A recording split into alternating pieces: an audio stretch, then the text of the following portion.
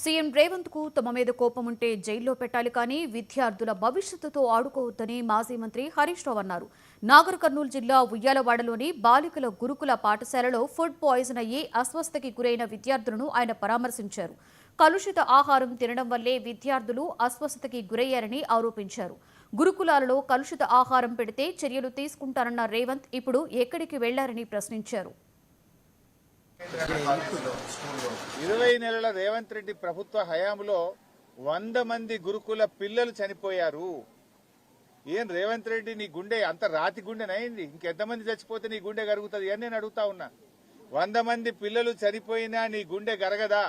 ఈ పిల్లల గురించి నువ్వు పట్టించుకోవా?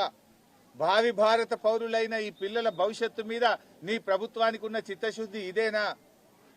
3 లక్షల కోట్ల బడ్జెట్ ఉన్న ఈ రాష్ట్రంలో ఈ ఎస్సీ ఎస్టీ బీసీ పిల్లలకు కడుపు నిండా అన్నం పెట్టడం నీకు చేత కాదా?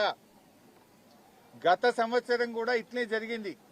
బీఆర్ఎస్ పార్టీ గురుకుల బాట బట్టి ప్రభుత్వం మీద ఒత్తిడి పెంచింది. అసెంబ్లీలో మేము మాట్లాడాం.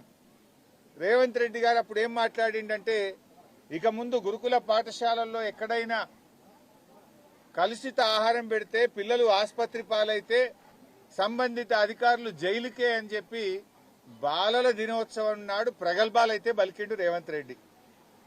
ఇక ముందు నాదే బాధ్యత, నేనే ఈ గురుకులాలను స్వయంగా సమీక్షిస్తా, నేనే చూసుకుంటా అని చెప్పి చెప్పిండు. మరి నువ్వు చూసుకుంటే ఏమైంది నాయన? మేము రేవంత్ రెడ్డిని ఒకటే డిమాండ్ చేస్తున్నాం, మాటలు కాదు చేతలు కావాలి. నువ్వు అంత మాటలే ఎక్కువనే.